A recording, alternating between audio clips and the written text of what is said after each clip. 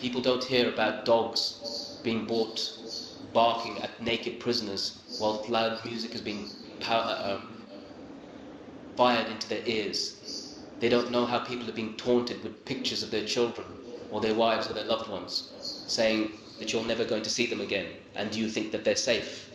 They don't know that the screams of women are being used to break detainees' wills in order to make them believe that members of their family are in the next room. People don't know about this. And this is only in the place that I have experienced. Recently, we've been told that so-called 14 members of Al-Qaeda, the most high-ranking members of, have been sent to Guantanamo Bay, which is by definition given it a new lease of life, a new injection, in order to sustain its raison d'etre.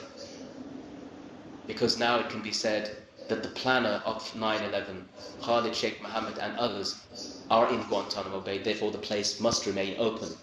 But even with these characters, even with these people, even if we were to accept that they were responsible for that despicable crime, then of course they should face justice. But my question is, what happened to these people for the 5 years that they were held in the ghost detention sites? What is it that happened there? Why were they held in that way? And why is it that there is no way of checking and no way of corroborating the statements that have been made in the public arena about these people? It's a very frightening thing for me to talk about what happened in Baghran, because when I mentioned those things to you, I mentioned them with personal experience. And one of the most frightening things for me was a time during the month of May in 2002 when I was interrogated severely by all sorts of alphabet agency interrogators. And one of the things they told me was that in the very seat that I was sat in, they had a supposed high-ranking Al-Qaeda member whom they said they sent to Egypt a week before I had arrived there. And the reason why they said they sent him to Egypt was because they outsourced the torture. They don't put electrodes to the testicles or to rape in Baghran, because Americans don't do that. But they were going to do it, or the Egyptians whom they sent them to were going to do it whilst they observed and extracted the information. The statement this man was made to say under torture, which is now accepted and well documented, was that his organization, Al-Qaeda, was working on obtaining weapons of mass destruction from Saddam Hussein. His statement was used by Secretary of State at the time, Colin Powell, as a justification to enter Iraq. 3 years and perhaps hundreds of thousands of deaths later, we know the statement was false, we know the statement was untrue and extracted under torture, but it made no difference because the agenda was already set. What's frightening for me is that I could have been the one.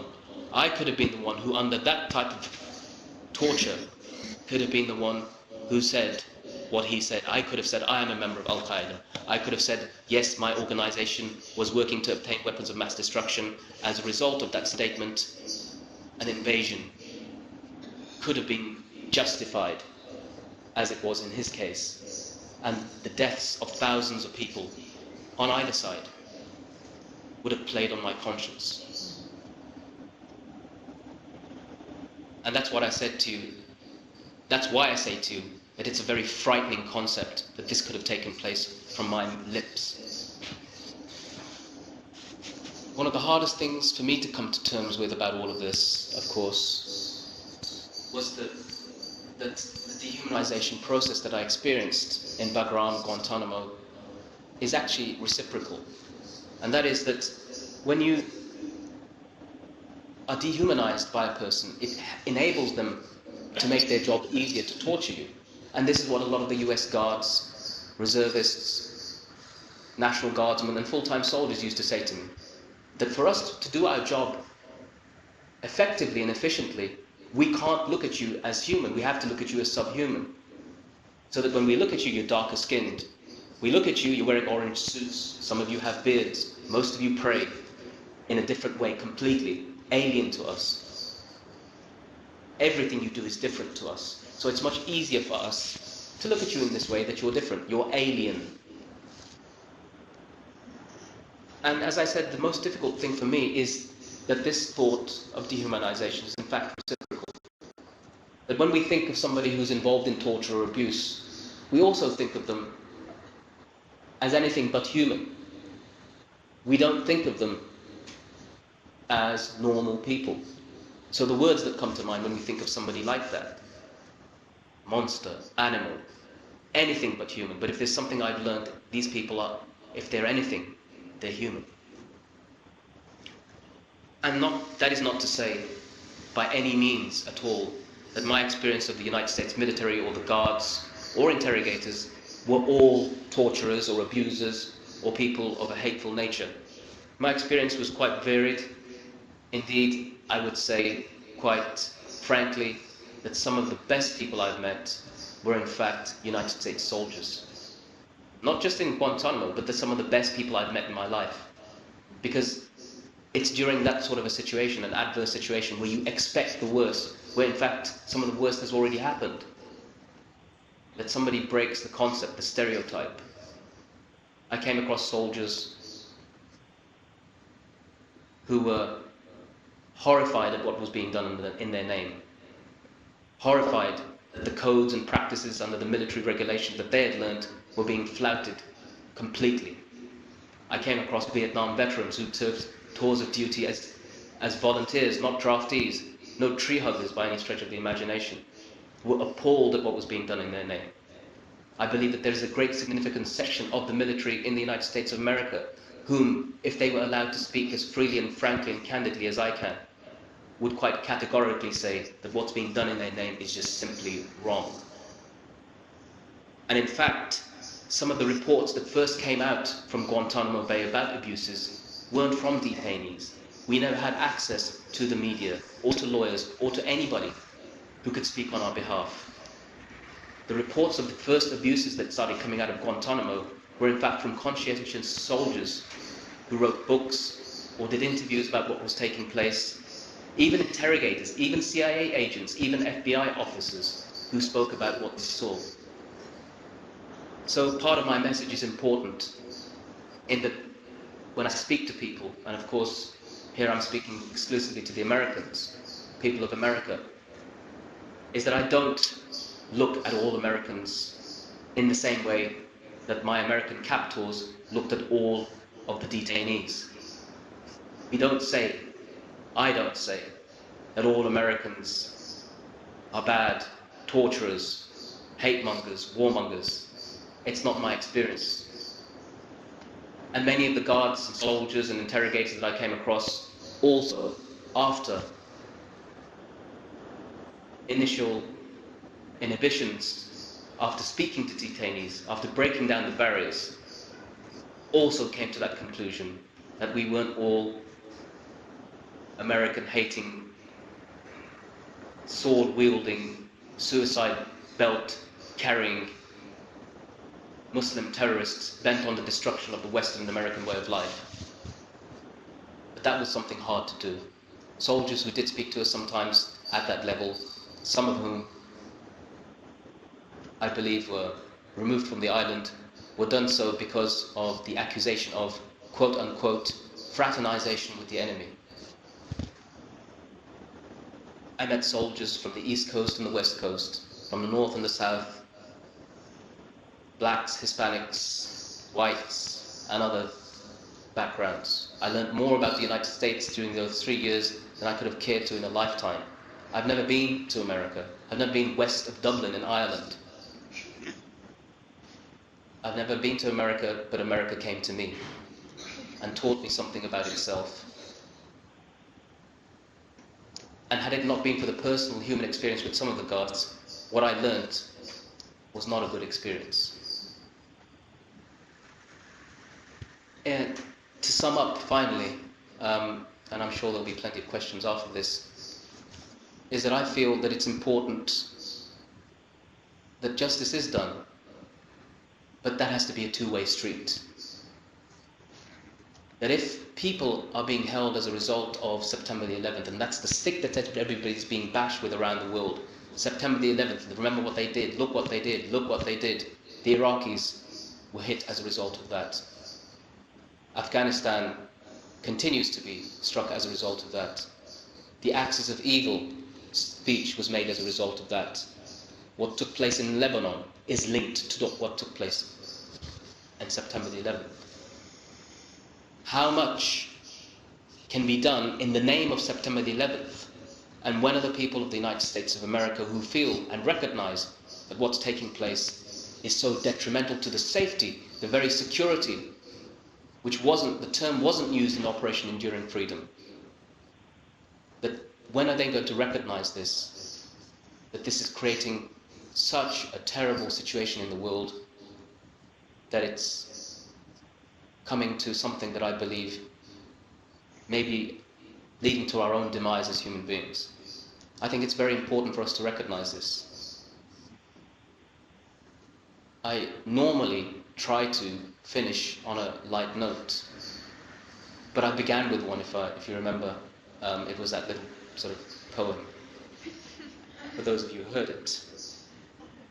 But I will say this finally, just so that we're not all really gloomy and that I'm the harbinger of doom and bad tidings. When I was in Guantanamo Bay, I was held in, for the most of the time, in Camp Echo, which is a maximum security isolation block. And to actually get anything, to get anybody to give you something, took a long process. It had to go through the SOG, the Sergeant of the Guard sometimes. It had to be logged, it had to be approved, and all these sorts of things took place. So I wrote a few verses about what I felt at that time. And one of them is, the stringent rules of process appear to be a caper, requiring an act of Congress to get some toilet paper.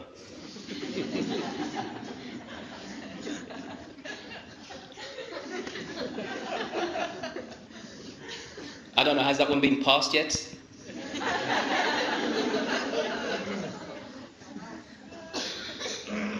Inside this wired fence is another added feature, a constipation of common sense and a diarrhea of procedure. Thank you, I've finished now. If there's any questions, I'll take them. Thank you.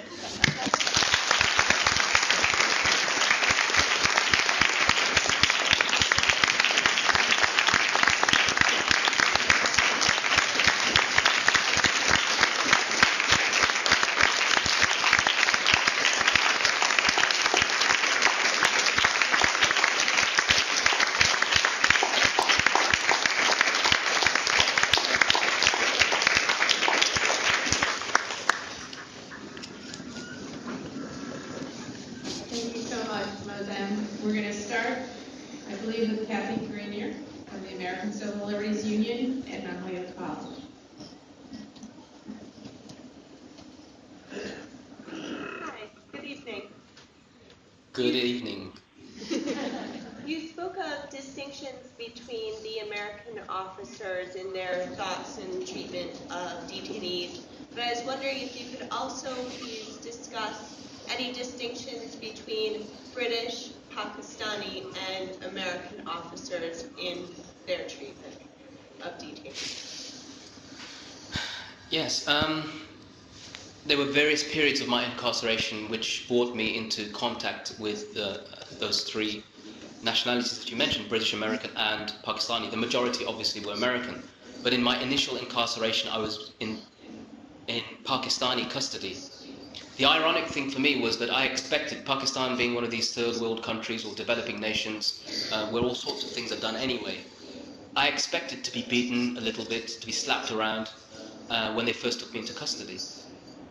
But it was, to my great surprise, that they put me in a room, they gave me a bed, they gave me 3 meals, they didn't harm a hair on my head, other than the obvious, which was involved in my kidnapping from my house. That was minor.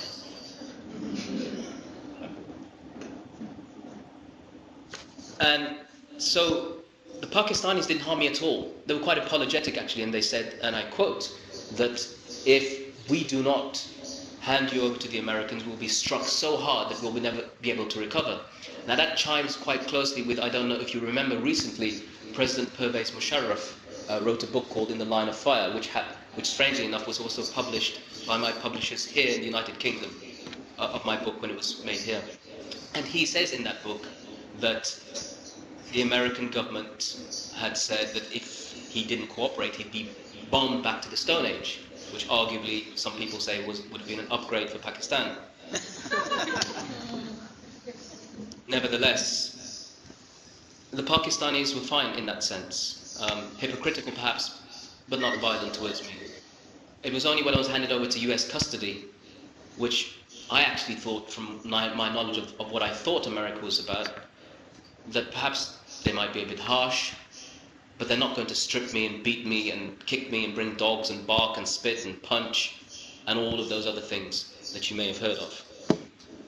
In relation to the British, that's probably been one of the hardest things for me to swallow, and that is because they were present throughout. They were present in the beginning, in the first interrogations. They were present during, they were present in Bagram when I told them about the deaths that I witnessed. They were present also in Guantanamo.